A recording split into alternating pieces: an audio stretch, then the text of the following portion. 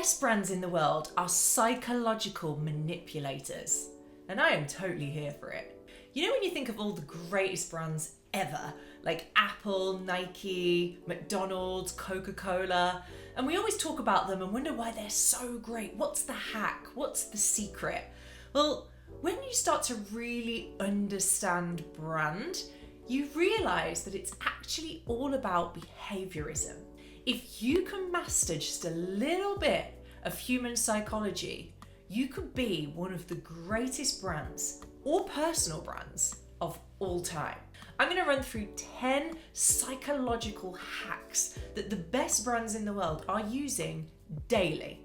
And by the end of this video, you're going to really want to tap straight into them to master your own brand or personal brand. Let's get started with social proof. This, in the digital social native era, is one of the most popular psychological hacks. I see brands like Skims, Adenola, Gymshark, they use social proof all the time. A lot of this is to do with influencer marketing and saying, hey, look, this incredible influencer wears or advocates for our products, so you should too.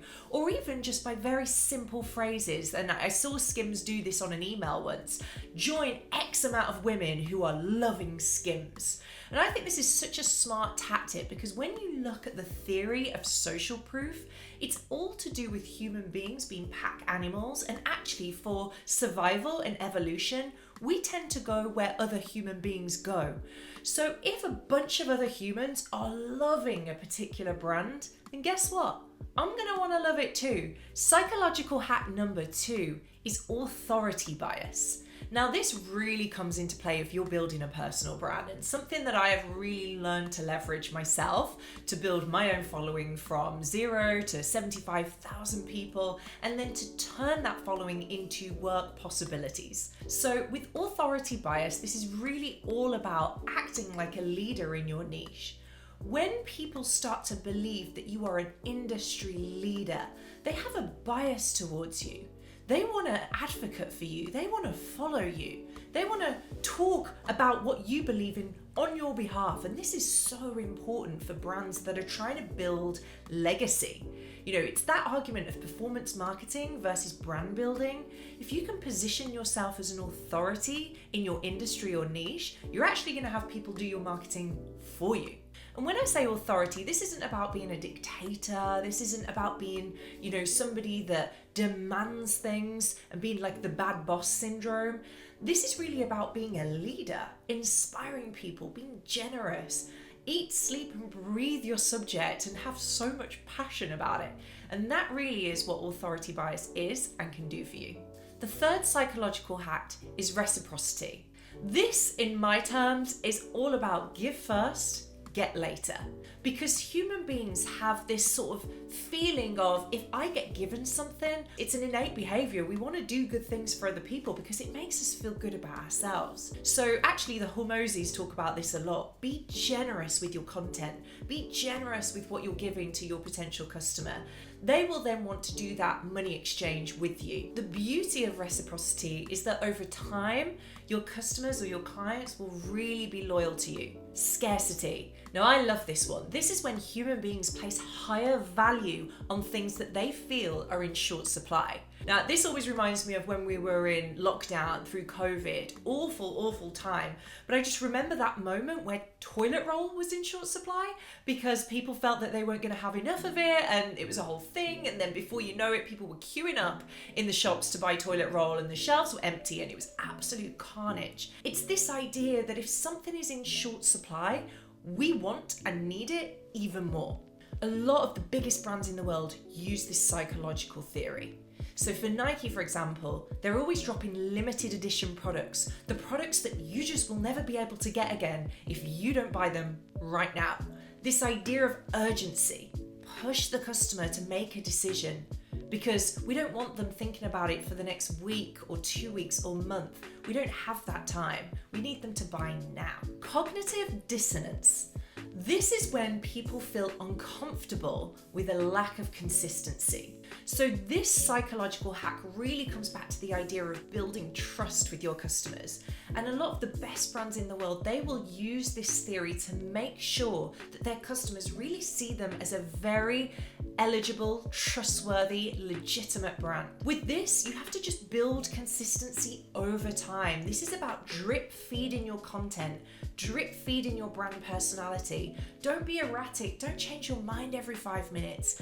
Commit to something and continue it. And over time, as people start to learn who you are, or they believe it, they see it again and again and again, they're going to invest in you. It's like a potential date or partner. If they perform in a way that is extreme one day to another extreme the next, we don't know where we're at with them. It's a major red flag. We don't like that. As human beings, we want the easiest route to clarification as possible. And to do that, brands just need to be really consistent. Cognitive dissonance is really about making sure that your actions line up with your words. The mere exposure effect. This is great. I love this one. Familiarity breeds trust. So a lot of these psychological hacks, they are all about trust building, because as human beings, it goes back to that idea of survival, evolution. We want to trust the brands that we associate with. If we don't trust them, we don't want to give them our money, and we also don't want to give them our time. So mere exposure effect is basically this idea that the more you see a brand, the more you see their story over time, they feel familiar, and the more familiar they are, the more you are likely to interact with them or invest with them. And that's a super important trait for a brand that wants to build a legacy over time. Priming. Now, you will see a lot of designer brands do priming because they have higher price points, and so they need to really warm up the consumer and really romance them into the brand's story. Priming is really when you give value in advance and you really warm your audience up to what they can expect when they do that monetary exchange. So, are you an exclusive brand? Do you have VIP clubs and groups that people can participate in? What does the product offer look like? And how does that align with the exclusivity and premium nature of the brand? Do you have all your ducks in a row? And how do you tease that story before you ask the customer to commit to anything at all?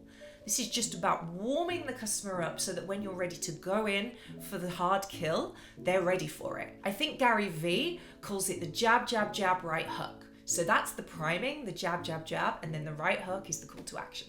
Storytelling. I keep saying this, but I think this one might actually be my favorite.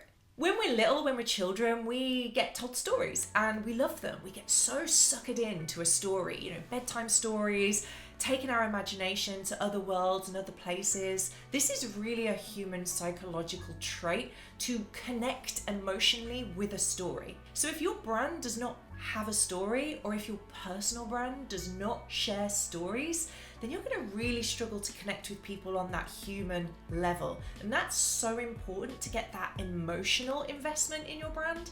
I mean, it's kind of okay if you just do a quick transactional exchange, but if you want people to follow you for a long period of time, then you really need to make sure that you get them emotionally invested. Okay, psychological hack number 9 is the halo effect. We tend to prefer people, things, and brands that are associated with other great people, things, and brands. So when we see brands do partnerships and collaborations, that's the halo effect coming into play. It's a halo bias. It's like if Sabrina Carpenter partners up with Blank Street, wow, I now love Blank Street even more because I love Sabrina Carpenter. This is just such a simple psychological hack where you take one great thing, put it with something else, and that raises the persona of that something else. So it's a really simple trick to use. Build great partnerships, associate with great brands or people or things, and watch your brand perception rise. Last but by no means least is the Ikea effect. Now, if you follow me, you've probably heard me talk about this more times than I can count. But when I discovered the Ikea effect, I fell in love with it because I put it into action straight away and noticed the difference. The Ikea effect is essentially, if you help build it, You will love it. And what that means when you think about IKEA flat pack furniture is when you build that cupboard or chair or table yourself, you go through an emotional situation, whether that's outrage or whether that's love or whether that's, creativity. And it makes you love that piece of furniture even more. Of course, IKEA could sell their furniture ready-made, but would that mean that you felt like you were part of that piece of furniture or that creativity or that brand? No, probably not. So the IKEA effect can be used with brand building. Get your consumers involved in your brand and your personal brand. Get the interaction going. Use customer surveys. Build a community where they actually get to be part of building the brand with you. That, my friends, is a psychological hack that will pay dividends later on. So there we have it. Those are 10 psychological hacks that the best brands in the world and personal brands are using to build confident, clear, and memorable brand stories. And I challenge you, start using some of these psychological hacks in your brand building and just watch the magic happen. If you enjoyed this video, please like and subscribe to my channel. I would love to continue talking about all things brand because it is basically my favorite topic. And I guess I'll see you on the next one.